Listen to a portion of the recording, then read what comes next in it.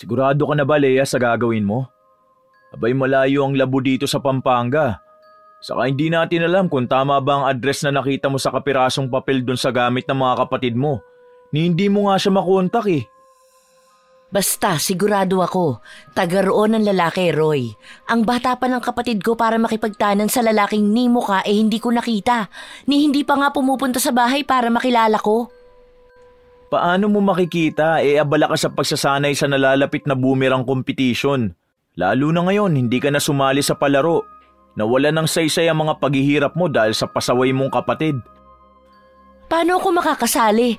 Mas nag-aalala ko kay Donna. 17 taong gulang pa lang ang kapatid ko. Minor de edad. Ako na lang ang natitira niyang pamilya simula nang maulila kami. Ako na lang din ang maghahanap sa kanya. Ay, o siya. Ikaw nang bahala.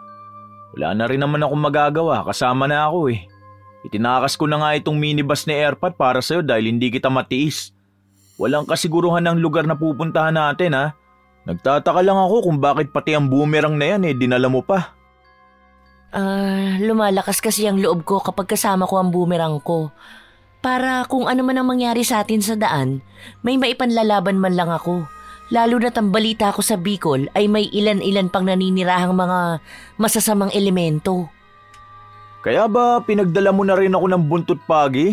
Na panahon pa yata ito ng unang digmaan dahil sa sobrang kalumaan. Roy naman nakukuha mo pang magbiro, kabado na nga ako. Nag-aalala na talaga ako sa kapatid ko. Baka kung ano na ang nangyayari sa kanya. 2 araw pa lang naman siya nawawala kaya okay lang yun.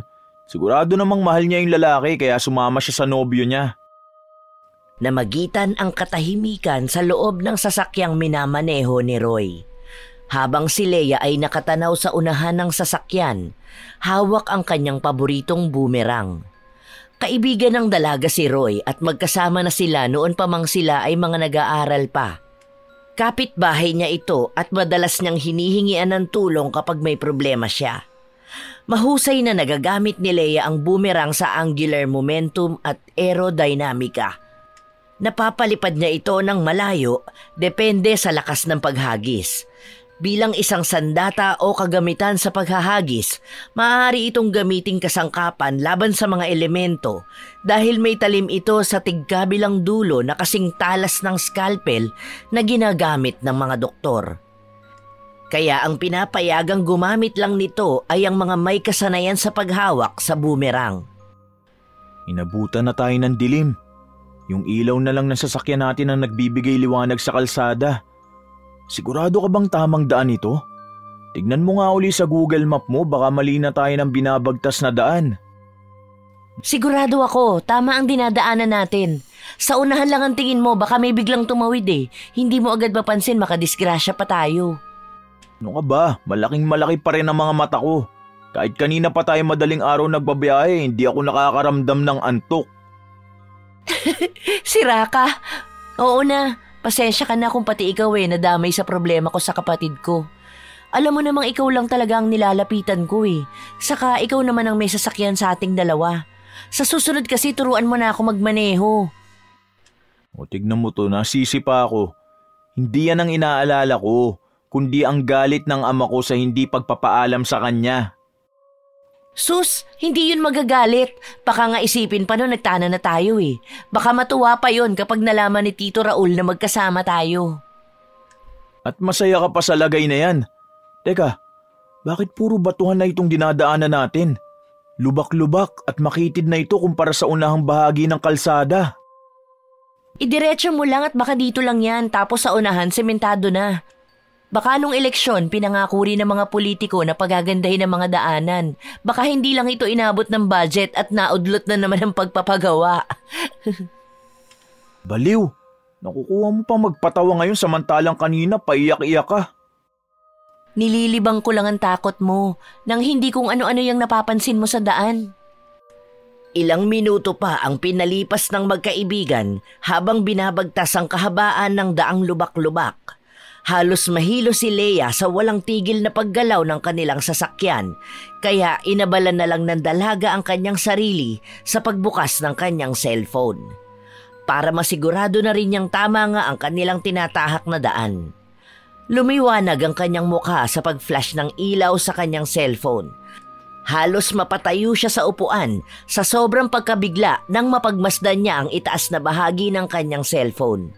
Kaya't napatanong na rin ang nagmamanehong si Roy habang seryosong nakatingin sa nababahala niyang mukha. Oh, bakit nanlalaki ang mga mata mo? Nag-chat na ba ang kapatid mo? Walang signal sa lugar na to.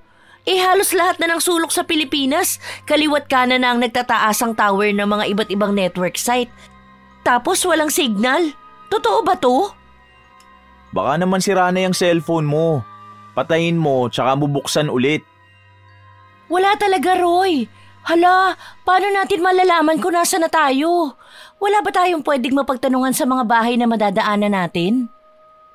Abe, kanina ko pa nga napapansing wala man lang poste ng kuryente ang nakatayo.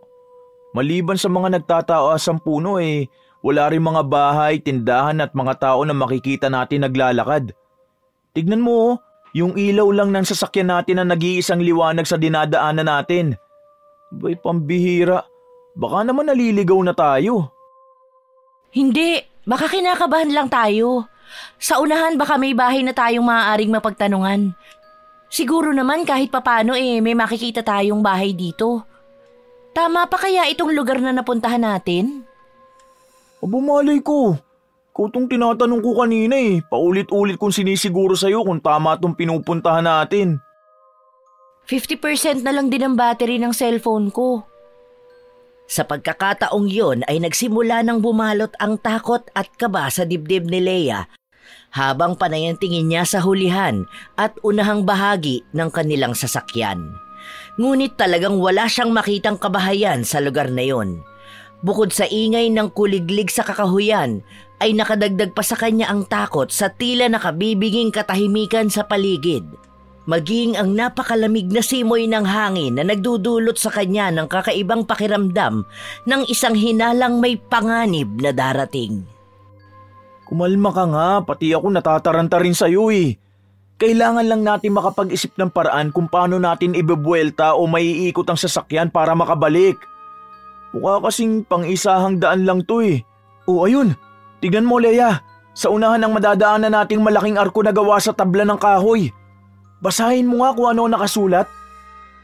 Bundok Ilaya? Hala, umahon tayo ng bundok. Nagkamali nga tayo ng lugar. Ay, yan na nga bang sinasabi ko Naligaw na nga tayo. Hahanap lang ako ng pwede maikutan nitong sasakyan at bumalik na tayo. Tignan mo nga kung anong oras na sa cellphone mo. 7:00 pa lang ng gabi. Ano? Nilalang mo lang ang 7:00? Abay, pambihira ako. Lalong kumalat ang pag-aalala sa buong sistema ni Leia nang makita niya ang gulat sa mga mata ni Roy. Ngunit wala itong magawa kundi ituloy lang ang kanilang biyahe para makahanap ng maiikutan ng kanilang sasakyan. Pero halos kalahating oras na silang nagbabiyahe ay walang katapusan ng daan na kanilang nakikita. Lubak-lubak at nakakatakot ang itsura ng paligid sa magkabilang gilid.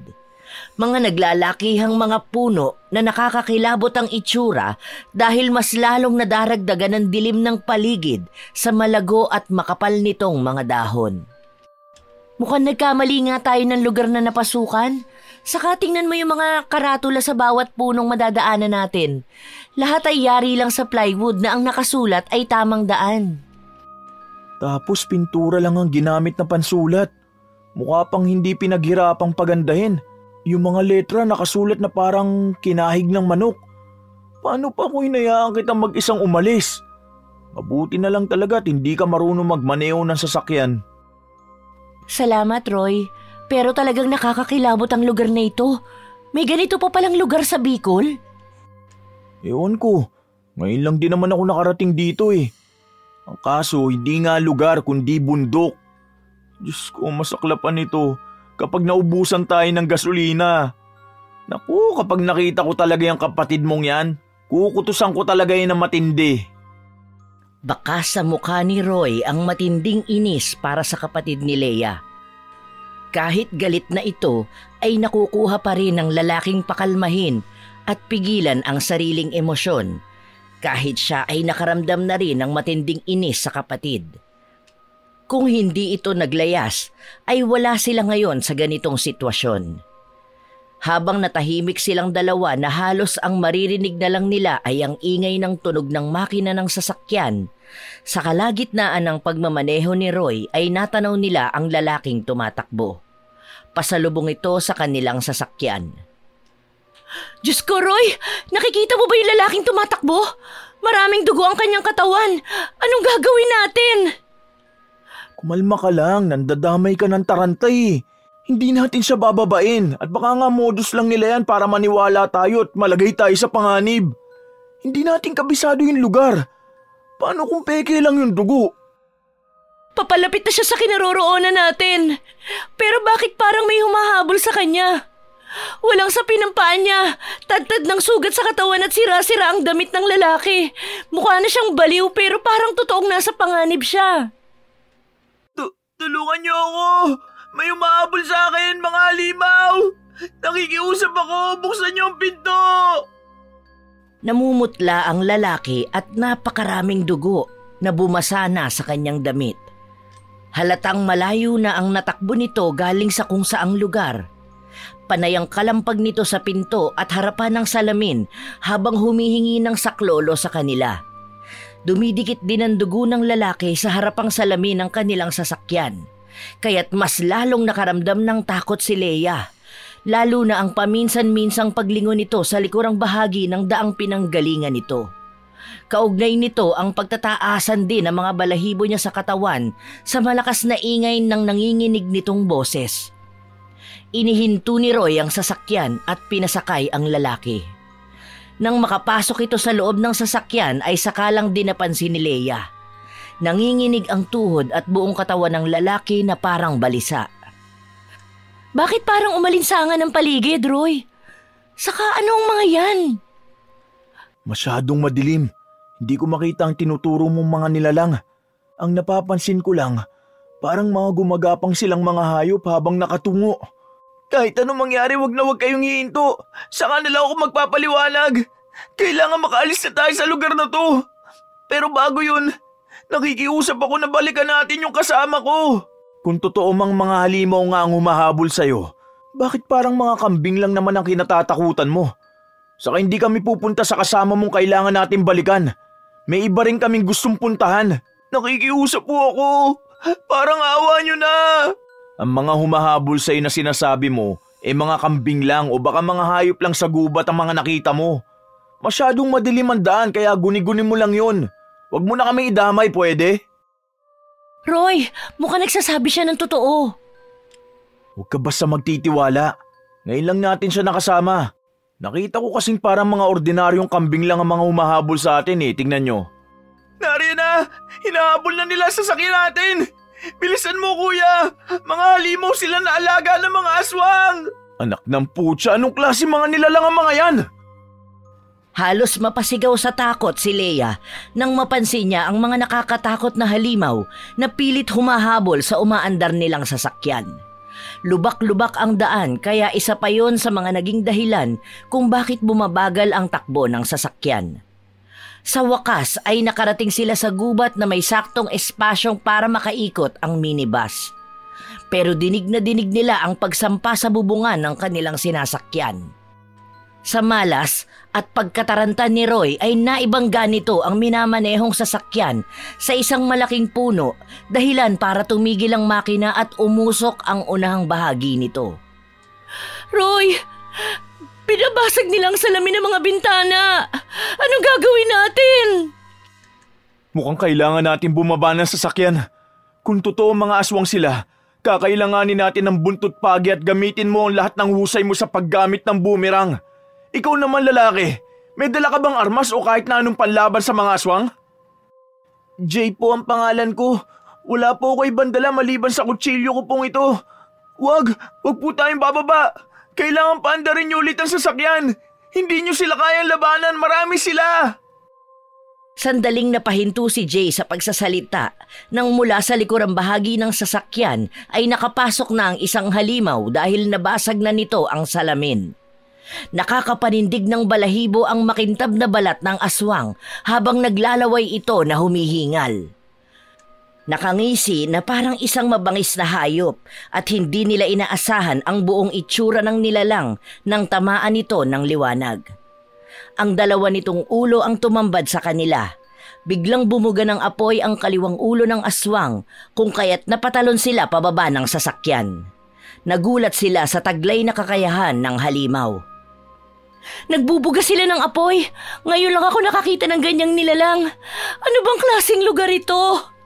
Kailangan nating makahanap ng mapagtataguan. Pansamantala muna nating iwanan ang sasakyan. Si Jay na iwan sa loob, tulungan natin siya. Diyos ko, pakiramdam ko nasa ibang planeta tayo. Ngayon lang ako nakakita ng mga ganong klaseng nilalang. 2 ulo at yung isa bumubuga pa ng apoy. Ang hirap paniwalaan ng mga nangyayari. Sa palagay ko, tayo ang lagot ngayon. Bakit? Sinundan ng tingin ni Roy ang mga mata ni Leia kung saan siya nakatitig. Napaatras ang dalawa nang makita ang galit na itsura ng mga aswang. Humigpit ang kapit ni Leia sa kanyang hawak na bumerang. Sa kabila ng husay niya sa paggamit nito, ay hindi niya alam kung sino at alin ang uunahing patamaan ng kanyang bumerang sa mga aswang na nasa harapan nila.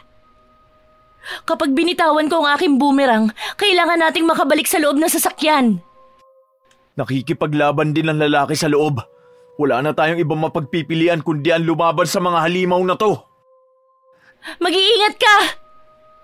Pumosisyon ang dalawa sa pagsugod sa mga nilalang. Suminga pa nga ang pinakamalaking aswang na mukhang kambing kung kaya pinakawala na ni Leia ang hawak niyang bumerang. Umiikot-ikot yon sa ere at 2 agad sa mga aswang ang tinamaan sa leeg. Bumagsak ang kaliwang ulo sa lupa na nagpahabol pa ng pagbuga ng apoy sa bibig. Lalong naulol sa galit ang pinakamalaking aswang sa ginawa ng dalaga. Pagbalik ng bumerang sa mga kamay ni Leia ay wala na silang inaksayang oras. Pinaikot niyang muli ang bumerang para naman sa aswang na nasa loob ng kanilang sasakyan. Naitulak ni Roy ang aswang at mabilis na nagtungo sa unahan ng minibus para imaniobra ang sasakyan at paandarin. Nakailang pagpihit ito ng susi ng sasakyan bago tuluyang napaandar ito. Sakalang din nagkaroon ng pag-asa si Leia na muling makasakay sa bus. Ngunit sabay-sabay na sumugod sa kanilang kinaroroonan ng mga aswang kaya't nabaling ang atensyon nila sa kalaban. Roy, ikaw na ang maunang sumakay. Ako na muna lalaban sa kanila. Kailangan ko lang maiwasan ang binubuga nilang apoy. Nasa kaliwang ulo ang kahinaan nila at yun ang pupuntiryahin ko. Lalo lang silang dumadami, Leia. Tara na! Diyos ko, Roy! Itinakas na ni Jay ang sasakyan natin! Iniwan niya tayo! Halos mangiyak-ngiyak sa pagtakbo pahabol si Leia sa papalayong minibus. Ganon din ang mga aswang kaya't nagpa-ekis-ekis sila ng takbo para lang makalayo sa mga aswang na humahabol din sa kanila. Binalot ng kaba ang dibdib ng dalaga. Hindi niya alam kung makakaligtas pa sila sa kamay ng mga aswang. Hindi naman akalain ni Leia na maaabutan siya ng isa sa mga halimaw at biglang kinalmot ng mahaba nitong kuko ang kanyang balikat. Aray! Ang hapdi ng balikat ko! Ano nangyari? Hala, may aswang sa likod natin at yung balikat mo may kalmot na ng halimaw! Ipakita mo ang buntot pagi at pakakawala ko sa ere ang aking bumerang! Hindi na nag-aksaya ng oras si Leia na muling paikutin sa ere ang kanyang bumerang. Pinatamaan niya ang pinakamalaking aswang at agad na naputol ang kaliwang ulo nito. Pagkabagsak sa lupa at pagbalik ng bumerang sa kanyang mga kamay ay muli silang tumakbo papalayo. Dala ng pagod at panghihina ng katawan ay napadapa si Leia at napasubsob sa makapal na bahagi ng mga basura. Halos mapaigik siya sa sobrang sakit ng kanyang balikat sa lakas ng pagkakahataw niya sa lupa. Natataranta namang bumalik sa kanya si Roy para alalayan siyang tumayo. Hindi ko na kaya, Roy. Masyadong madilim ang paligid. Halos hindi ko makita ang dinaraanan natin. Sobra ding makirot ang sugat ko sa balikat. Kayanin mo, Leia. Hindi kita maaaring iwan dito. Paano kung dito rin napadpad ang kapatid mo? Dapat magpakatatag ka. Maaaring nasa panganib din ang kapatid mo. Diyos ko! Bakit kailangang mapunta tayo rito? Tumayo ka na! Mukhang malapit na tayong abutan ng mga halimaw! Magbabayad talaga sa akin ang lalaki nagtakas ng sasakyan natin! Ramdam na ramdam ni Leia ang matinding galit sa boses ni Roy ng mga sandaling yon. Nang makatayo na sila sa kanyang kinadapaan ay napansin na nilang pinalilibutan na sila ng mga aswang na may dalawang ulo. Anumang oras ay maaari na itong umatake sa kanila para sila ay lapain. Ngunit bigla itong mga nagtakbuhan nang may kumalat na liwanag sa kanilang likuran. Nagmula yon sa lumang gasera. Kanya-kanyang karipas ng takbo ang mga aswang sa sitsit lang ng bagong dating na matandang babae. Kulubot ang mukha nito, may tungkod na dala at mahaba ang damit na kulay asul. Ano pang itinatayo-tayo ninyo? Sumama kayo sa akin! Delikadong naririto pa tayo sa labas! Bilisan ninyo dahil nagtawag lang ng mga kasama ang mga aswang na inyong nakasagupa! Salamat po, Lola. Pero saan po tayo pupunta? May sugat po kasi ang kaibigan ko eh. Doon muna tayo sa bahay ko. Ligtas kayo ron. Kailangan na ninyo magmadali. Huwag na kayo mag-aksaya ng oras. Pero hindi po namin kayo kilala. Natahimik ang matandang babae. Bumakas sa mukha nito ang awa, lalo na nang mapatingin kay Leia.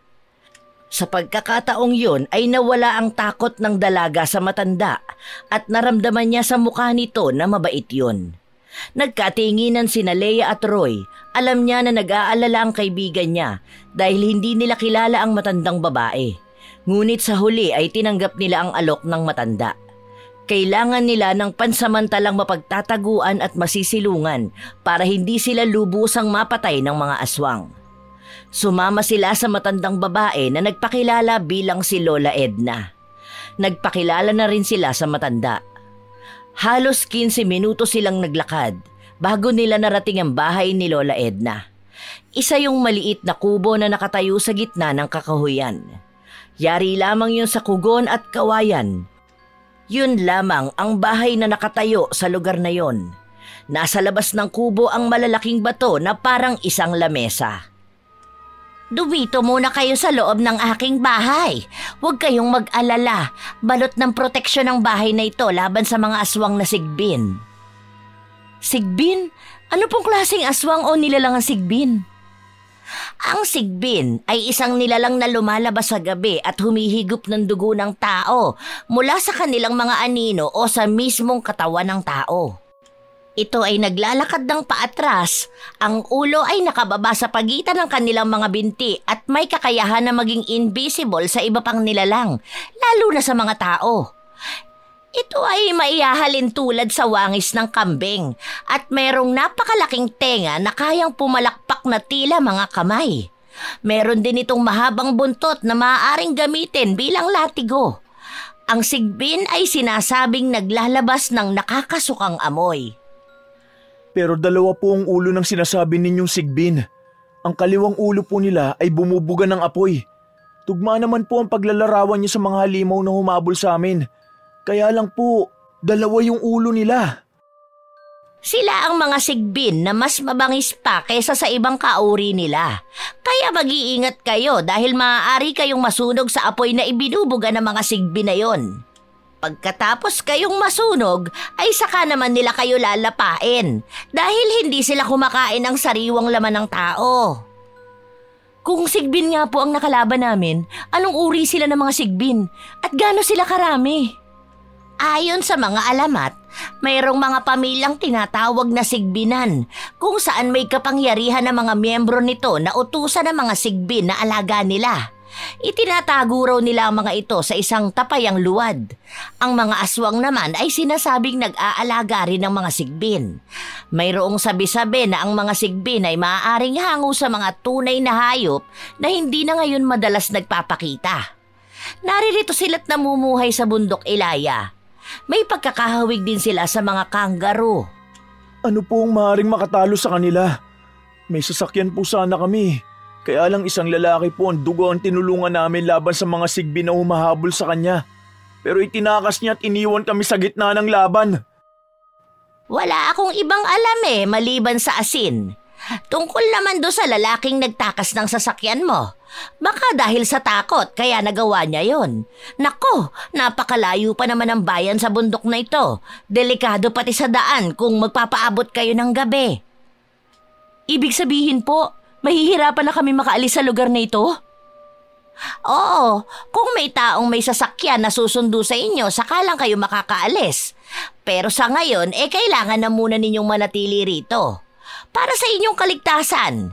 Sige na, maupo na muna kayo at kukuha na muna ako ng mga dahon-dahon na mailalagay sa sugat mo, Leia. Sandaling nawala sa kanilang harapan ang matandang babae. Sakalang din nakapagsulo ang dalawa at nakapag-usap tungkol sa pananatili nila sa bahay ng matanda. Tama kayang manatili tayo dito sa bahay ng matanda? Kung delikado ang lugar na to, hindi ba't nakapagtataka namang walang nangyayaring masama sa kanya? Napansin ko rin na nang dumating siya kanina ay natakot ang mga aswang at kumaripas ng takbo papalayo. Sino kaya siya at gano'n na lang ang takot ng mga halimaw sa kanya? Isa akong manunugis ng aswang at albularya na rin. Alam kong magtataka kayo sa nakita ninyong takot sa akin ng mga aswang kanina. Kapwa nagulat pa ang dalawa sa biglang pagpasok ng matanda. Dala ang mga dahon ng kung ano-anong halamang gamot. Inilapag nito ang mga dahon at maliit na lusong na dikdikan nito. Mukhang narinig ng matanda ang lahat ng kanilang mga pinag-usapan ni Roy kung kaya't dito na sila nagtanong. Anong klaseng mga dahon po yan, Lola, at para saan? Dahon ng ipil-ipil at sambong na may talbos ng bayabas. Mabisang gamot daw ito sa kamandag ng mga hayop, hawa at nakakalasong laway na posibleng pumasok sa sariwang sugat. Kaya kailangan malagyan na ang sugat mo nang hindi na lumala. Pasensya na po kung marami kaming tanong tungkol sa inyo. Nag-aalala lang po kami, lalo na po sa sitwasyon namin. Naiintindihan ko naman kayo. Huwag kayong mag-alala, ayos lang sa amin. Ang mahalaga ay ligtas na kayo. Bakit po kasi takot sa inyo mga sigbin? Katulad ng nasabi ko, manunugis ako ng mga aswang. Dito na ako lumaki at nagkaisip, kaya sanay na ako sa presensya nila. Halika, tanggalin mo muna ang isang manggas mo at nang malagyan ko na ng gamot. Tumalikod na lamang si Roy nang simulan ng tanggalin ni Lola Edna ang manggas ng suot na damit ni Leia. Medyo mahapdi na yon dahil sa dumikit na ang natuyong dugo sa telang suot niya. Kaya halos mapangiwi siya pagkatapos tanggalin niyo ng matanda at nilagyan ng mga pinong dinikdik na mga dahon. Umagos ang katas hanggang sa dibdib niya kaya tuluyan ang ipinahubad ng matanda ang suot niya at binigyan siya ng damit na kasing sukat niya. Isang sandong itim na humakab sa mamasel niyang braso at katawan. Epekto ng madalas niyang pag-iensayo, tumigas na ang kanyang kalamnan. Ano bang pinaggagawa mo at puro muscle na ang braso mo? Para ka ng lalaki Madalas po kasi ako sumali sa mga palaro sa paggamit ng boomerang. Pwede na ba akong humarap? Parang sinadyang bitinin ni Roy ang mga sasabihin pa sana ni Leia sa matanda. Alam niyang wala pa rin itong tiwala kay Lola Edna. Kaya naman pagkatapos malagyan ng benda ng matanda ang kanyang balikat, ay tumabi ng upo sa kanya ang kaibigan. Pwede na kayong magpahinga ang dalawa. Kung nagugutom kayo meron pa akong natirang nilagang mais sa kaldero. Kumuha na lamang kayo. Hanggat maaari wag na wag kayong aalis sa bahay ko o maglilibot sa paligid ng bahay ko. Dahil maaari kayong makita ng mga sigbin at bigla kayong atakihin ng mga aswang na yon. Lalo na at nalagasan na sila ng mga kasamahan. Marami pong salamat, Lola. Medyo mahapdi po pala ang gamot na nilagay niyo sa sugat ko.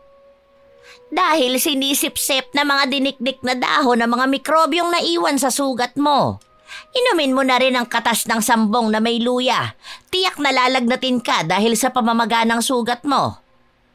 Bukas po uuwi na kami. Kung lalakarin po namin ang bayan, mga ilang oras po kaya? Ako matagal nang hindi nakakapunta ng bayan. Pero mga 1.5 araw. Dating na ninyo ang bayan. Hindi na nga nakaimik sina Leia at Roy sa araw na nabanggit ng matanda. Parang nawawala ng pag-asang nalungkot ang mukha ni Leia habang nag-aalalang napatingin sa kanyang kaibigan. Nahaplos din niya ang kanyang boomerang na natuyuan na rin ang mga dugo ng sigbin. Sabay dampot niya sa basong may lamang berdeng likido at inisahang lagok yon. Napapangiwi ang kanyang mukha ng malasahan ng pait at anghang ng pinagsamang katas ng luya at sambong. Iwan sa kanyang dila ang lasa na bahagya pang gumuhit sa kanyang lalamunan at sikmura dahil maligamgam ang tubig. Nagdulot naman yun ng ginhawa sa kanyang pakiramdam na parang inalis ang pagkirot ng kanyang sugat. Kinabukasan, naramdaman ni Leia ang mahihinang yugyog sa kanyang balikat. Narinig din niya ang mahinang boses ni Roy na tinatawag ang kanyang pangalan. Gising na. Mabuti na lang at mukhang malakas ka na. Kagabi inaapoy ka ng lagnat. Hindi ko alam kung anong gagawin ko. Mabuti na lang tinulungan ako ni Lola Edna. Hindi ko na malayang nilagnat ako. Alam ko lang nakatulog ako. O Leia, humigop ka na muna ng mainit na sabaw ng nilagang talbos ng kamote nang bumalik na ang lakas mo. Kumusta na pala ang pakiramdam mo? Mabuti na po, salamat Lola. Walang anuman. Ako aalis muna. Kayo na muna ang bahala rito sa bahay. Maghahanap ako ng pwedeng mahiram na kabayo. Ang alam ko may kabayo si Paring Tikno. Pwede ninyong magamit yon. Hindi po kami marunong gumamit ng kabayo. Kaya wag na po kayong umalis. Paano kayo? Bukas po ng madaling araw aalis na po kami. Kahit papano naman po, bago sumapit uli ang pagdilim siguro meron na kami makikitang bahay. Kayo ang bahala. Sige na, magpalakas kayo para may labang kayo sa mahabang paglalakad. Pagsapit ng 12:00 ng madaling araw ay aalis na sana ang dalawa nang biglang makaramdam si Leia ng tawag ng kalikasan. Ihing-ihi na siya at hindi niya alam kung saan nagpunta ang matanda sa ganong oras ng gabi. Wala rin ito sa kwarto niya. Samahan na nga kita. Diyan sa likod na lang ng bahay. Dalhin mo ang boomerang mo ha. Panigurado lang kung sakali. Tara na at naiihi na ako. Teka, masyado namang madilim dito sa likod. Ayun siguro ang banyo nila sa maliit na kubong may mga drum. Tamang-tama, may magagamit kang tubig. Mabilis na pumasok si Leia sa itinurong kubo ni Roy. Pagpasok niya ay sumalubong na sa kanya ang mabahong amoy na parang nabubulok na bagoong. Kaya inisip niyang baka palikuran na yon ang matanda. Pag-upo niya ay nakarinig na siya ng paglangit-ngit ng sahig, ngunit bigla na lang siyang nahulog at sa bilis ng pangyayari ay bumagsak siya sa sahig na lupa ng silid. Mas tumindi ang amoy ng nabubulok ng kung anong hayop. Napakadilim ng silid na kahit konting liwanag ay wala siyang makita. Leia, nasan ka? Ano nangyari sa'yo? Narito ako sa ibaba. Parang silong to. At napakadilim. Nasa bulsa mo yata ang cellphone mo. Buksan mo para mailawan mo loob. Sakalang din naalala ni Leia ang cellphone sa kanyang bulsa. Kahit masakit ang katawan ay pinilit niyang tumayo para makita ang lugar na kanyang kinabagsakan. Lalo na't mas lalong tumindi ang naaamoy niyang mabahong amoy na nanggagaling sa loob. Nang mabuksan niya ang kanyang cellphone na may 30% na lang na natitirang baterya, ay kumalat na ang liwanag sa buong silid. Halos manlaki ang kanyang mga mata sa nakitang naglalakihang tapayan na gawa sa luwad. Kulay lupa at lahat ay may mga takip. Hanggang dibdib ang taas nito kaya't naisip niyang hindi yun normal na tapayan. Nagbukas siya ng isa sa mga tapayan. Pagtanggal niya sa takip ay mas tumindi ang amoy na akala niya talaga ay bagoong. Ngunit pagsilip niya sa bunganga ng tapayan ay napaatras siya at halos kapusin siya ng paghinga. Anong nangyayari sa'yo dyan? Tulungan mo akong makaahon. Hilahin mo ang aking kamay para makasampa ako sa taas. Bakit ba? Akin ang kamay mo. Inilahad ni Roy ang kamay nito kay Leia para tulungan siyang makaahon. Bakas din sa mukha ng lalaki ang pagkagulat nang makita nito mula sa itaas ang mga naglalakihang tapayan at nakita rin ang mga nakita ni Leia.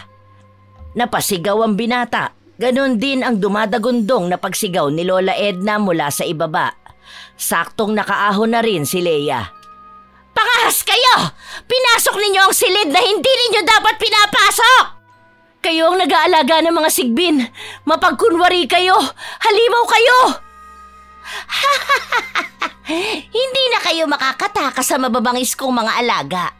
Ganyan ang mga nangyayari sa mga taong hindi napapakali sa isang tabi.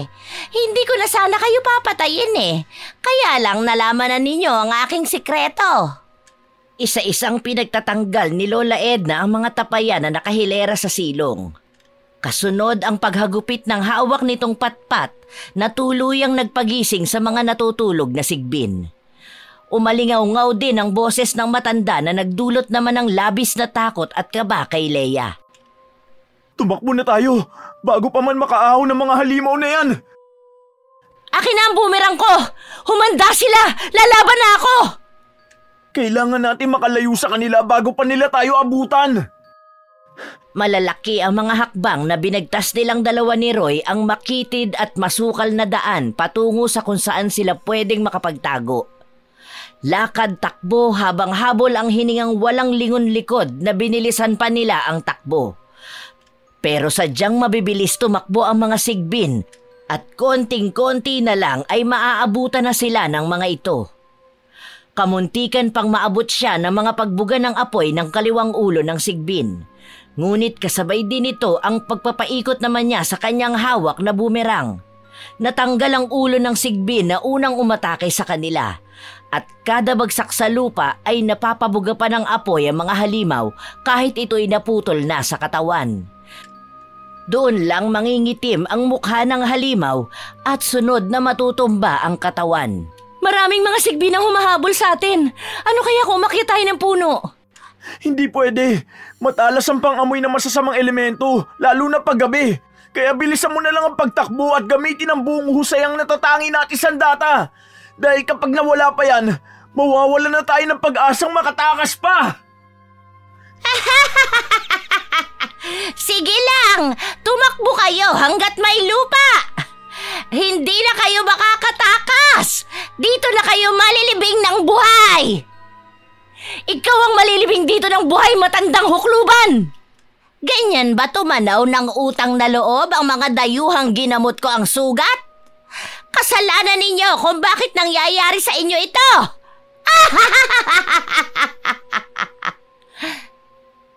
Muling tinumbok ng 200 para makatakas sa kamay ng mga halimaw na humahabol sa kanila.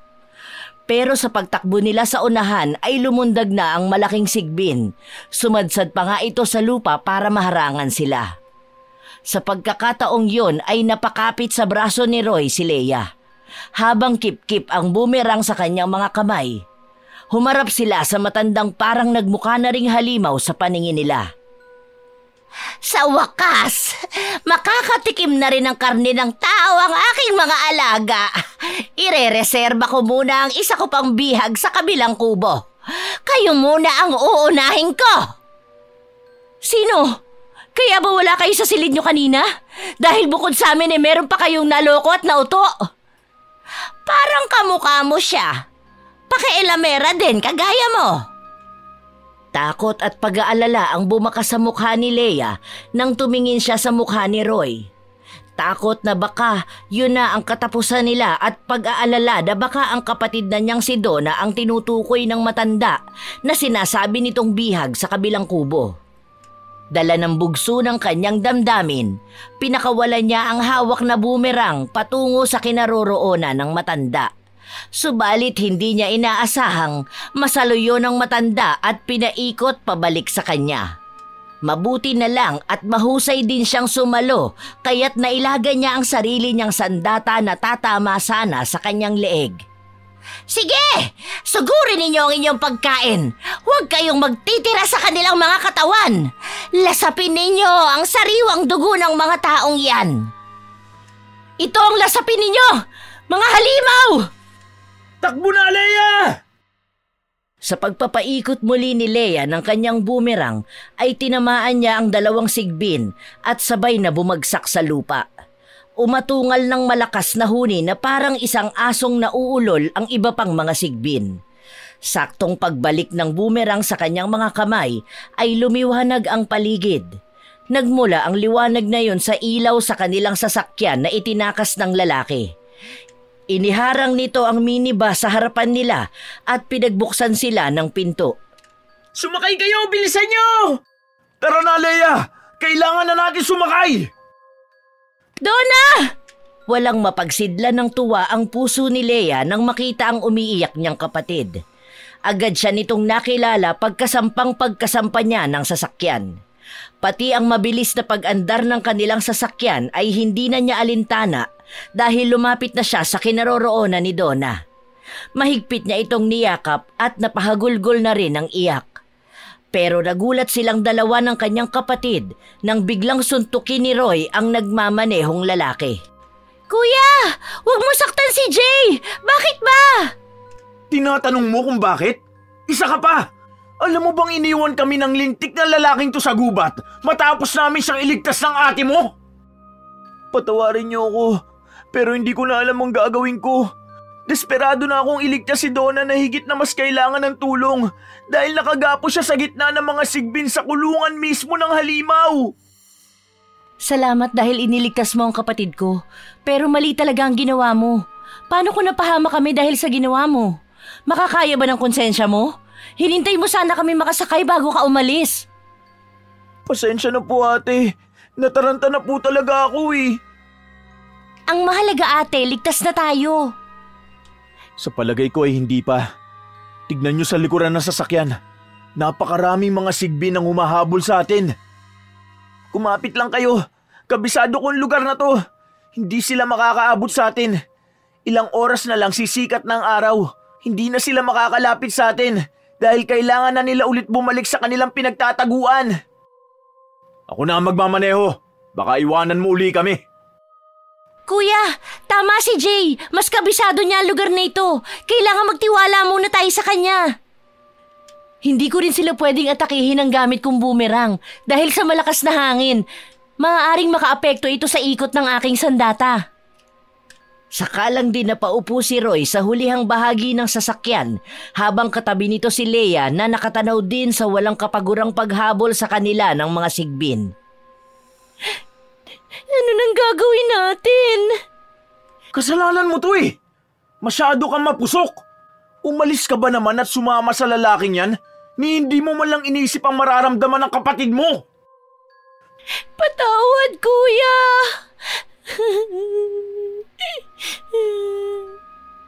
Makasarili ka! Wala kang pakialam sa ate mo, yun ang totoo!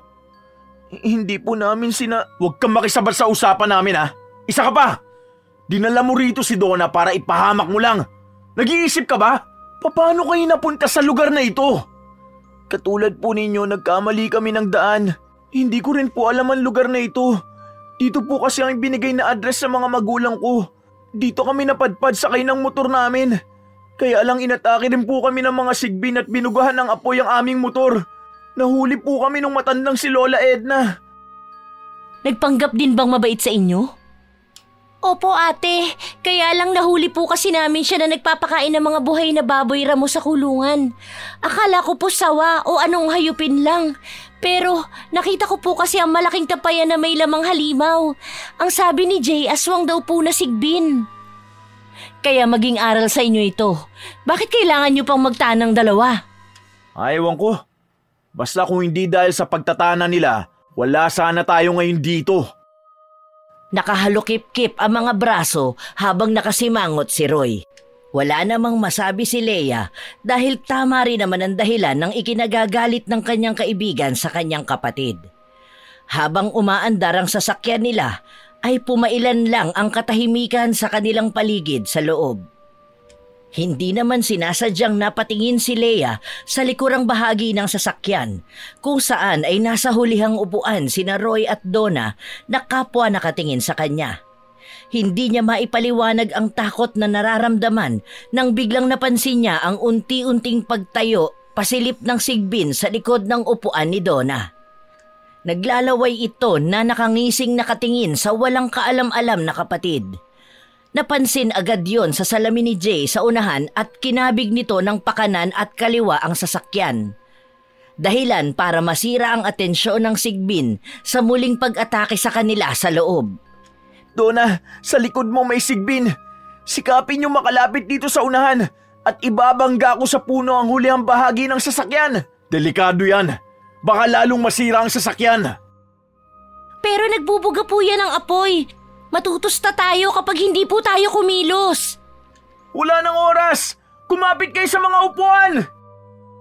Halos hindi pa man tuluyang nakakakapit sa upuan ang tatlo ay bumuga na ng apoy ang sigbin at tinamaan sa damit si Donna na agad din namang lumiyab. Walang kasing ingay ang takot na boses ni Donna mula sa napapasong katawan nito.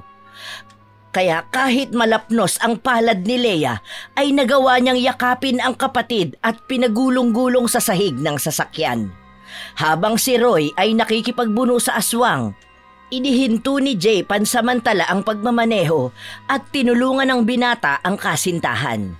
Ngunit paglapit nito ay natangay na ito ng sigbin, diretso talon sa hulihang pinto dala ang katawan ni Donna. Donna! Kapatid ko! Balikan natin ang kapatid ko! Dalian mo, Jay! Habulin natin ang tumangay sa kapatid ko! Pero delikado nang bumalik doon! Hindi ko maaaring pabayaan ang kapatid ko. Kahit bangkay na lang, ang mahalaga kasama ko siyang iuuwi. Babalikan ko ang girlfriend ko. Alam ko kung saan nila dadalhin si Donna.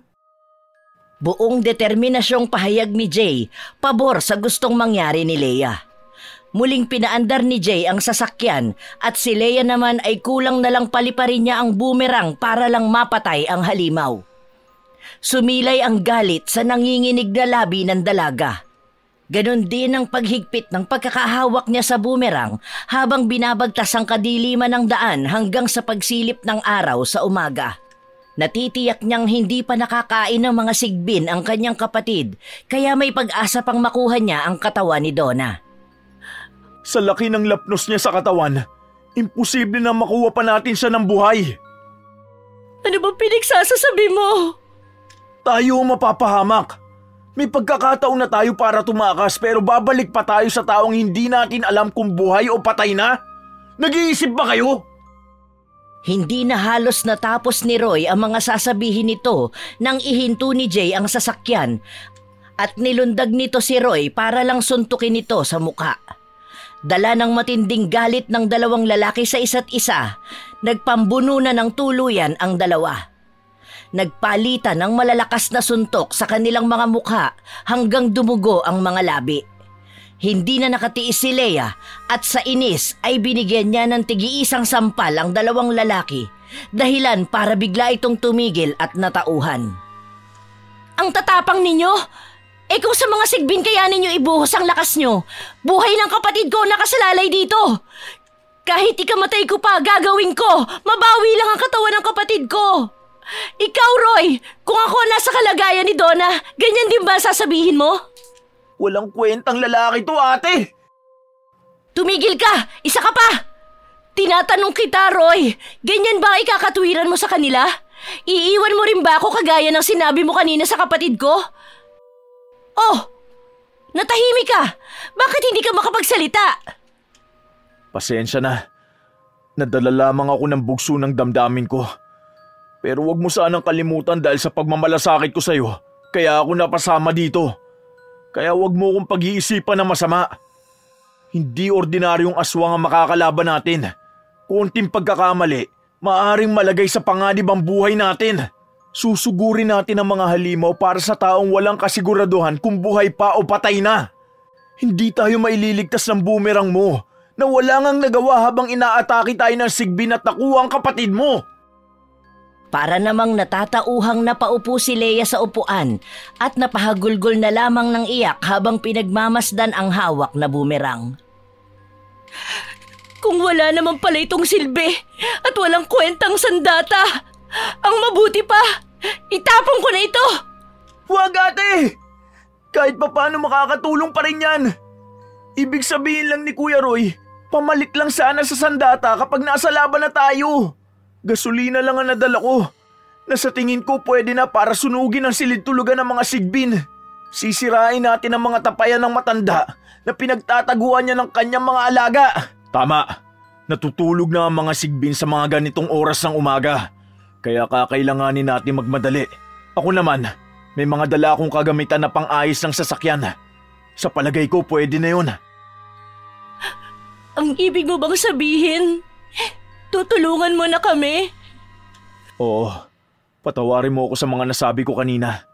Nabigla lang talaga ako. Di ba may buntot pagi tayong dinala? Tama, nasa compartment ng sasakyan.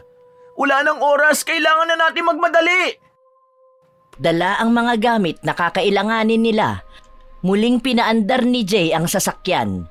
Pumwesto naman sa unahan si Roy katabi ni Jay, habang si Leia ay sa likuran at nililinisan ang kanyang sandata.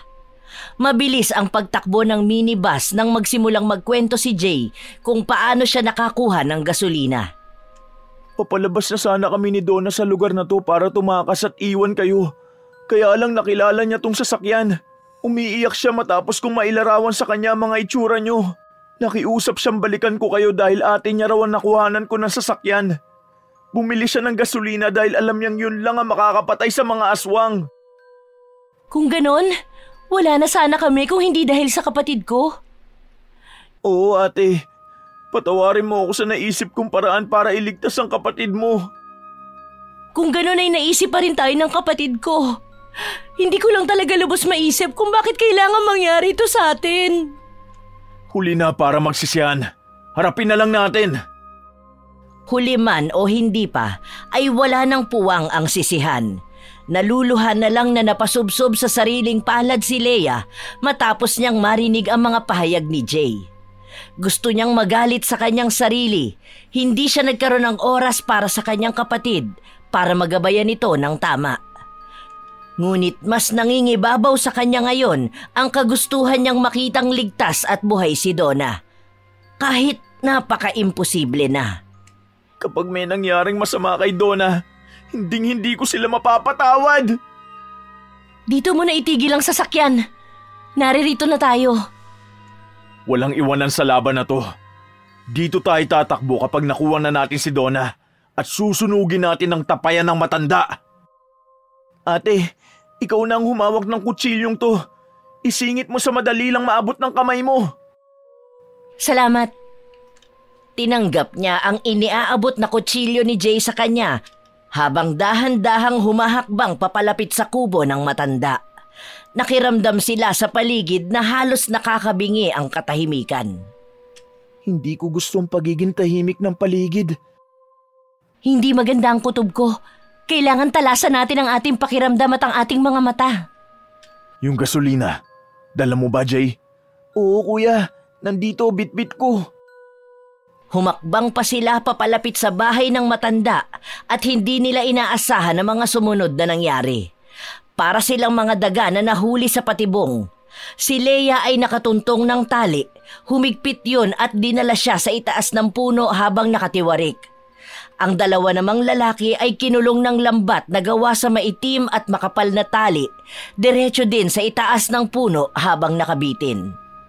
Pumailan lang ang matinis na boses at tawang tagumpay ng matandang babae na lumabas sa pinagtataguan nitong malaking puno ng santol. Patunay na matagal nang nagkukubli ito doon at kusang hinintay ang kanilang pagdating. Para itong mangkukulam sa paraan ng pagtawa nito, bumigay pa ang maiitim nitong mga ngipin na nakadagdag sa nakakikilabot nitong itsura. Ang akala ba ninyo ay tumanda akong tanga? Alam ko nang pupunta kayo rito para sa kasamahan ninyong dinala sa akin ang alaga ko. Pakawalan ninyo kami! Nasaan ang kapatid ko? Ilabas mo siya! Ano ako, hangal? Para pakawalan kayo at ng kapatid mo? Nasaan ang girlfriend ko? Pakawala mo si Donna! Ah, siya pala si Donna. Sandali at kukunin ko. Sandaling nawala sa paningin ng tatlo si Lola Edna habang si Leia na nakabitin ay pasimpleng dinukot ang kutsilyong ibinigay sa kanya ni Jay. Akma na sana niyang puputulin ang tali nang dumating naman ang matanda na may itinutulak na kariton na lagayan ng basura. May gulong ito na yari sa kahoy. Nang mapagmasdan ang itsura ng kapatid na nakaupo sa kariton, duguan ito at wala ng buhay, lapnos na rin ang katawan, ay mas tumindi ang galit ni Leia. Napapaluhang pinagmasdan niya ang kawawang kapatid. Si Jay ang walang tigil sa kasisigaw habang umiiyak. Donna! Idilat mo ang mga mata mo! Nandito kami, ililigtas ka namin! Pakiusap, nangako ka, walang iwanan! Donna! Isinusumpa ako!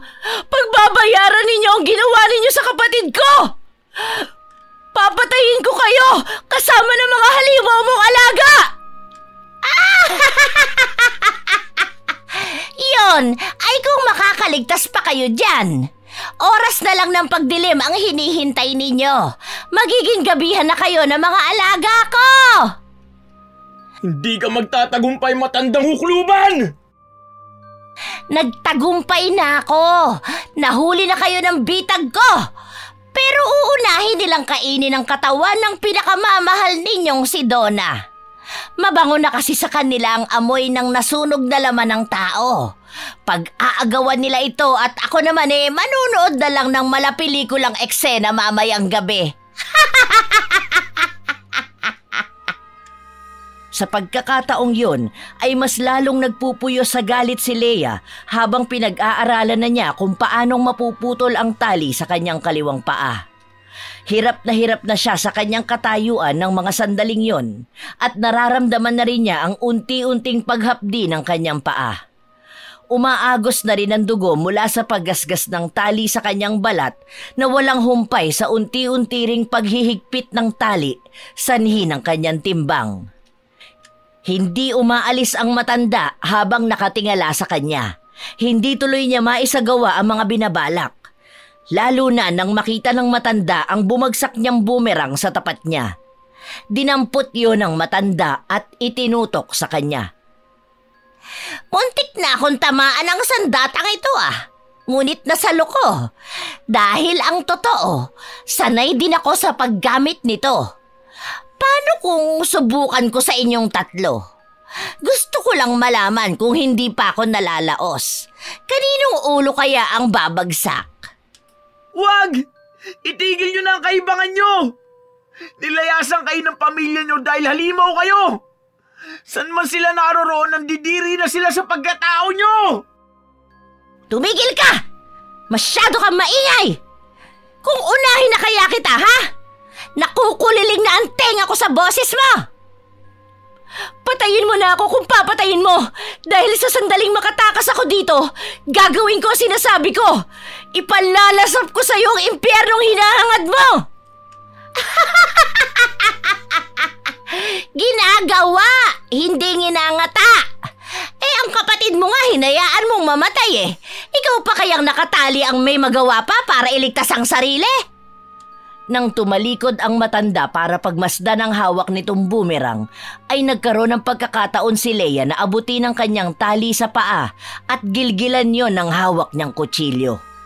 Halos mapangiwi siya sa sakit habang ginagawa niya yon dahil lalong humihigpit ang tali. Muli lang siyang bumalik sa pagkakabitin nang humarap ang matanda at sinimula na nitong paikutin ang kanyang sandata. Tumama yon sa kanyang hita kaya't umagos ang dugo patungo sa kanyang dibdib mula sa sugat na tinamaan ng boomerang. Kahit nakapantalon siya ay hindi yun naging hadlang para hindi siya masugatan. Ate! Ayos ka lang ba? Leia, sumagot ka! Ayos lang ako! Konting sugat lang ito! Konting sugat na may sariwang dugo. Magiging mabango ka na sa mga alaga ko. Ang tagal namang dumilim ang paligid. Parang hindi na ako makapaghintay sa mga reaksyon ng aking alaga. Ang mabuti pa, lasahan ko kaya ang dugo mo. Tumayo ito sa tapat ni Leia habang may papatak-patak pang dugo sa kanyang katawang nakabitin. Pumasok yon sa nakangangang bibig ng matanda at may pagtirik pa mga matang nilasap ang sariling dugo ni Leia. Malinam namang lasa! Aswang din ang matandang yan, Leia! Kaya niya nagagawa ang bagay na yan sa'yo! Ate, ayos ka lang ba? Hindi na nga hinintay ni Leia ang mga sunod pang gagawin ng matanda. Kahit kaharap ito ay mabilisan niyang pinutol ang tali sa kanyang paa. Kahit walang mapagsidlan ng sakit ang binti at hita niya. Bumagsak siya sa halos 40 pulgada ang taas. Sumakit ang kanyang katawan nang maramdaman niya ang tigas ng lupang sumalo sa kanya. Umingay ang mga tuyong dahon kasabay ng walang tigil na pagtadyak ng matanda sa kanyang sikmura. Hinang-hina siyang namimilipit sa hindi pa niya pagbabawi ng lakas. Sinamantala niya ang pagkakataong maagaw ang boomerang sa kamay ng matanda. Agad niyang pinakawalan yon para maputol ang mga taling pumipigil kina Jay at Roy. Napaigik ang dalawa sa lakas ng pagkakabagsak nila sa lupa, kasabay ng pagbalik sa kamay niya ng pinaikot na boomerang. Napasigaw sa galit si Lola Edna at napatakbo ito sa loob ng bahay. Kaya mo bang tumayo? Diyos ko, medyo malaki ang sugat mo sa hita! Kaya ko to! Kailangan ko lang ng panali para pansamantalang hindi ko maramdaman ang aking sugat. May pakinabang naman pala ang boomerang ko. Lalapitan ko po si Donna. Ngayon lang din naalala ni Leia ang nangyari sa kaawa-awa niyang kapatid. Kaya matapos sirain ni Roy ang sariling damit para itali sa hita ni Leia, ay sakalang din niya nalapitan ang kanyang kapatid. Yakap-yakap ito nang umiiyak na si Jay, habang siya naman ay napahagulgol na rin ang iyak. Tuluyan nang ang bumigay ang damdamin niya nang makitang sunog na sunog ang katawan ng kanyang kapatid. Halos hindi na niya ito makilala dahil ang buhok at mukha ni Donna ay nawala na sa tamang itsura. Lumaylay ang mga balat sa mukha ng dalaga, kung kaya't sumilay ang matinding galit sa mga mata ni Jay at ni Leia. Pero ibang galit ang nakita ni Leia sa mga mata ng nobyo ng kapatid. Poot at pagkasuklam sa pagkamatay ni Donna. Pagbabayarin ko siya, ate, sa ginawa niya sa kapatid mo! Tara na, ito na ang tamang pagkakataon. Sunugin na natin ang buong bahay ng matanda. Ikakalat natin ang gasolina sa buong kabahayan. Lintik lang ang walang ganti! Magsama-sama sila! Pinuntirian ni Leia, Jay at Roy ang silid sa ilalim kung saan ay unang natuklasan ni Leia. Maging ang mga tapayan ay binuhusan din nila ng gasolina. Ngunit bigo silang makita ang matanda sa loob. Mukhang nakatakas na ito nang hindi nila namamalayan. Sa isang kubo, sa lugar kung saan kami unang dinala na matanda. Baka dun siya nagpunta. Tara na, ubusin natin ang alaga niya. Hawak ko na ang posporo. Ako na susunog sa mga halimaw na yan. Ikinaskas ng may buong galit ni Leia ang hawak niyang palito ng posporo, saka sinindihan ang hangganan ng dulo na nasa paanan niya. Idinikit niya ang palito sa lupa at gumapang ang apoy patungo sa kubo ng matanda. Puputok-putok pa ang lumalagablab na apoy habang unti-unting bumabagsak ang buong kubo. Naluluha namang tinalikuran ng tatlo ang bahay at pinagtulungang buhatin ang katawan ni Donna patungo sa nakaparadang minibus. Habang sakay ng sasakyan ay sakalang din umagos ang mga luha sa mga mata ni Leia at mahigpit niyang hinawakan ang nasunog na kamay ni Donna. Sa kalagitnaan ng pagmamaneho nila patungo sa kabilang kubo ay natanaw nila ang matanda sa unahan ng daan. Nakangisi ito habang nakaharang sa kanilang dinaraanan. Sa likod nito ay mga naglalakihang mga sigbin na may 2 ulo. Sagasaan mo, Jay! Diyan pa lang makakabawas na tayo ng kalaban. Pero nauna na silang sumampa sa bubong ng sasakyan. Bilisan mo, Jay! Oo, kuya. Kumapit lang kayo. Mabilis ding nakatalon si Lola Edna sa kabilang gilid nang paandaran nito ng sasakyan ni Jay para sagasaan ito. Kaya't mas lalo itong nagalit at ipinahabol sila sa maraming sigbin na walang tigil sa pagbubuga ng apoy para sila ay atakihin. Ihinto mo ang sasakyan sa lugar na direktang sisikatan ng araw. Kaya siguro sila nakalabas ng gubat ay dahil sa madilim dito at walang sinag ng araw. Kaya doon tayo, hindi sila makakalapit sa atin. At habang nakatayo sila sa pag-aabang sa atin, aatakihin ko naman sila ng aking boomerang. Tara na! Harapin natin sila! Hindi naman nakakalapit ang mga sigbin na galit habang nakangisi sa kanila. Lumalabas ang mga laway sa bibig sa init na mula sa sikat ng araw. Para silang humihingal at pagod na pagod, parang pinilit lang gisingin ng isabak sa labanan. Tinansya muna ni Leia ang pagpapaikot niya ng kanyang sandata at sa pagbitiw nga niya ay lumagpak sa tabi ng matanda ang ulo ng sigbin na tumangay sa kapatid niya. Sumugod sa kanila ang matanda at hindi niya inaasahang napakahusay rin pala nito pagdating sa pakikipaglaban. Hindi ako makakarating sa edad kong ito na ang alam paputyo-putyo ang laban. Huwag mo akong maliitin. Isa ka pa ring talunan. Wala kang pamilya. Halimaw ang itinuturing mong kapamilya, inutil ka. Kesa naman sa'yo na wala na kang magulang, wala pang kapatid. Nag-iisa ka na lang. Sakalang naalala ni Leia ang nangyari sa kapatid. Buong higpit niyang hinawakan ang boomerang at pinaikot yun sa ere. Nailagan ng matanda ang pagtama ng kanyang sandata, pero bago pa man bumalik sa kamay niya ang boomerang ay nagawa na niya itong mahablot sa buhok. Kinaladkad niya ito sa lupa habang hawak rin ito ang kanyang braso para pigilan siya sa binabalak niyang gawin. Saan mo ako dadalhin? Kung saan ka nararapat, tanda! Wala kang puwang sa bikol na ito. Huwag mong dungisan ng kasamaan mo ang lugar na to. Tatapusin ko na ang pananatili mo. Isasama kita sa hukay. Wag! Pakawalan mo ako! Bitawan mo ang buhok ko! Ang dulong patalim mismo ng boomerang ang siyang ginamit ni Leia para sugatan sa katawan ang matanda. Sa kamay, braso at binti sa harap mismo ng mga alaga nitong sigbin, hiniwaan niya ang balat nito. Nagkagulo ang mga halimaw na nagtutulakan pa sa pag-aagawan. Ito ang kahinaan ng mga nag-aalaga ng sigbin. Hindi sila pwedeng masugatan at matuluan ng dugo sa katawan dahil kapag nagkataon at maamoy siya ng mga sigbin, siya mismo ang magiging pagkain ng sariling alaga. Anong gagawin mo? Hindi ito maaari!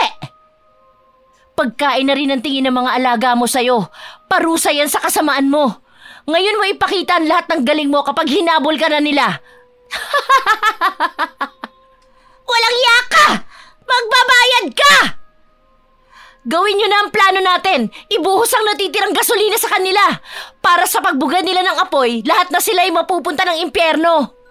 Pagkakaguluhan ng mga sigbin ng katawan ng matanda dahil sa sariwang dugo na naamoy ng mga alaga niya. Walang iniwan sa mga ahas na kahit sariling amo, tutuklawin nila. Tulungan mo ako, Jay! Apo ko! Nakikiusap ako! Patawarin mo na ang lola, ha? Parang huminto ang oras sa mga narinig ni Leia mula sa matanda.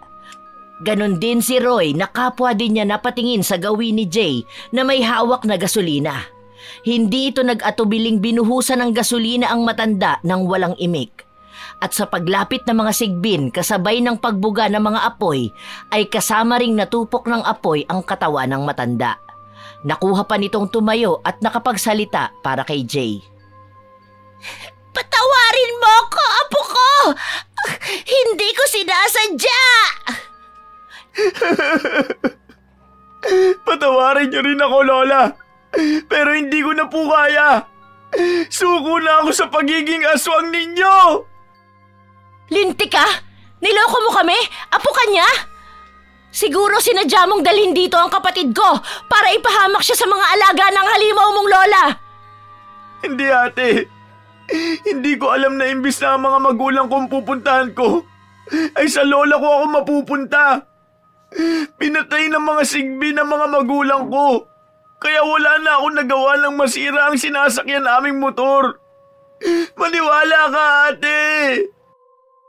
Ang ibig mo sabihin, kasama mo ang mga magulang mo nang pumunta kayo rito at nagawa ng matanda na ipalapa sa mga alaga nito ang sariling anak? Oo, kuya. Hindi namin sinasadyang malaman ang sikreto ng lola. Kapalit nito ay buhay sa mga makakatuklas. Naunang natuklasan ng aking mga magulang ang lihim ni lola, kaya pinapatay niya ang mga magulang ko. Sumunod ay si Donna. Iniligtas ko siya, ate. Kaya huwag niyong isipin na kakampi ako ni lola. Sa palagay ko mamaya na tayo mag-usap. May natira pang sigbin sa likod mo, Leia. Pinakiramdaman ni Leia ang kanyang likuran, kaya't narinig niya ang nakapangingilabot na huni ng isang sigbin. Parang isang mapanakit na tunog ng lata ang epekto sa kanyang pandinig. Ganon din ang pagkulong hininga na parang nabubulunan. Ang mabahong amoy ng bibig nito ay pumuno sa tindi ng bahong kanyang nalalanghap. Parang nabubulok na laman at naistak na bagoong. Gusto nang bumaliktad ng kanyang sikmura sa pag-alingasaw ng baho nito. Anumang oras ay magbubugayan ng apoy. Kaya kailangan maging handa ka, Leia. Ate, bibilang ako ng 3. Humarap ka sa kanya at puntirehin mo ng dulo ng boomerang ang kaliwang leeg. Lumayo kayo para hindi kayo abuti ng apoy! 1, 2, 3! Walang pag-aalinlangang ubod lakas na ipinanggilit ni Leia sa leeg ng sigbin ang hawak niyang boomerang. Ngunit nabugahan pa rin siya nito ng apoy at tinamaan siya sa braso. Kumalat ang hapdi at kirot ng pagkalapnos kaya't napaupo siya sa lupa. Sumaklolo naman sa kanya si Roy at ito ang nakipaglaban sa mga natitira pang mga sigbin. Ganon din si Jay na walang takot na sinalubong ang iba pang papasugod na aswang. Sa isang iglap ay nagkalat ang mga katawan ng aswang. Inipon nila isa-isa ang mga katawan ng halimaw at inilagay sa kubong pinagmula ng mga sigbin.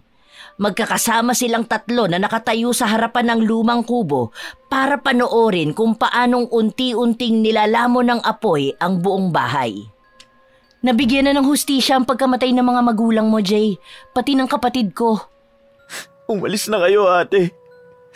Pwede bang ako na lang ang maglilibing sa kapatid mo? Ililihim ko ang mga nangyari sa kanya sa lugar na ito. Mananatili siyang buhay sa mga alaala ko. Pasensya na, pero kailangan ko pa ring dalhin ang kapatid ko para maitabi ko siya sa puntod ng aming mga magulang. Marami pang investigasyon kapag dinala natin ang bangkay niya. Marami pang magiging proseso. Saka gugustuhin din ni Donna na manatili siya sa piling ni Jay. Pero... Nakikiusap ako, ate. Ako na pong bahala kung sakaling may magtanong kung nasaan ang kapatid mo. Ang gusto ko lang po ay makasama si Joy kahit na sa huling pagkakataon. May bibigay nga po pala sana siyang sulat sa inyo nang magpasya siyang sumama sa akin. Mensahe po niyan sa pagkakamaling naging desisyon namin. Dinukot ni Jay sa bulsa ng maong nakupas nito ang nakatiklop na maliit na papel, kaputol ng sulat na nakita niya sa mga gamit ng kapatid sa address kung paano niya ito nasundan. Kinuha niya yon sa kamay ng malungkot na si Jay at pinasadahan ng basa ang laman ng mensahe. Isang paghingi ng tawad sa nagawa ni Donna sa kanya. Sa pagkakataong yon ay nadala niya ang sulat ng kanyang kapatid sa kanyang dibdib at malayang lumandas ang mga luha. Napatango siya kay Jay bilang pagsang-ayon sa gusto nito para kay Donna. Tara na. Isipin na lang nating masaya na siya sa piling ni Jay. Ikaw na ang bahala kay Donna. Magpapaalam muna ako sa kapatid ko. Makakaasa ka, ate. At salamat. Patawarin mo ako sa laki ng perwisyong idinulot ng pamilya ko sa kapatid mo at sa'yo. Pagkatapos yakapin ang bangkay ni Donna ay malungkot nang sumakay sa naghihintay na minibus sa kanila. Nahabol pa sila ng tanaw ni Jay nang muling paandarin ang sasakyan hanggang lumayo at lumiit na ito sa kanyang paningin. habang binabagtas nila ang daan papalabas sa bundok Ilaya hanggang sa pagsapit ng crossing ng bagong silang, sakalang nakahinga ng maluwag ang dalawa at pinansin ang sira-sira nilang sasakyan. Natatawa na lang sila sa reaksyon ng mga taong nakakapansin sa itsura ng kanilang sasakyan. Dumaan muna tayo ng ospital para matignan ang mga sugat mo. Mas magandang isipin na lang ng mga magulang ko na naaksidente lang tayo at bumangga sa puno. Hindi na nila kailangan pang malaman ng tungkol sa mga sigbin na naengkwentro natin.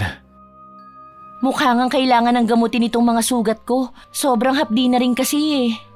Ano na pala ang plano mo ngayon? Ano pa?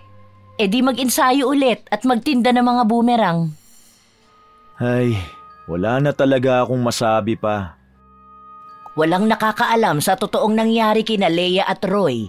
Ibinaon nila sa limot ang lahat ng masaklap na nangyari sa kanila sa bundok Ilaya. Sa ngayon ay mas pinili na lang niyang ipagpatuloy ang kanyang nasimulan sa buhay na hindi na niya kasama ang kapatid. Alam niyang sa puso at isip niya, masaya na si Donna kung saan man ito naroroon kasama ni Jay na nagmamahal dito ng sobra. Mahirap ang sumama sa lalaking hindi mo alam ang background ng pamilya. Kung nangyari ang pagtatanan nila nang wala siyang iniwang address na mapaghahabulan ko, magiging isa na lang siyang kwento. Kaya bumili na kayo ng boomerang na maganda at makasaysayan. Kumain ka na muna. Hindi naman bumibili ang mga customer mo eh. Ang habol lang nila eh yung kwento mo. Ayoko ng ulam na munggo. Ang gusto ko, mangga.